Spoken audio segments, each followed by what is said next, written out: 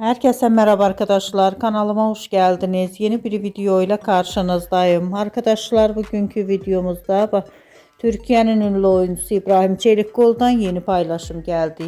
İbrahim Çelikkol'un çekildiği dizinin çekimlerine hazırlıklarından muhteşem görüntüleri sizler için YouTube kanalımda video halinde sunuyorum. Umarım beğenirsiniz. Arkadaşlar videomu beğendiyseniz kanalımı izlemeyi ve bildirim butonuna basmayı unutmayın. Şimdilik benden bu kadar olsun. Yeni videomuzda görüşmek üzere. Hoşça kalın.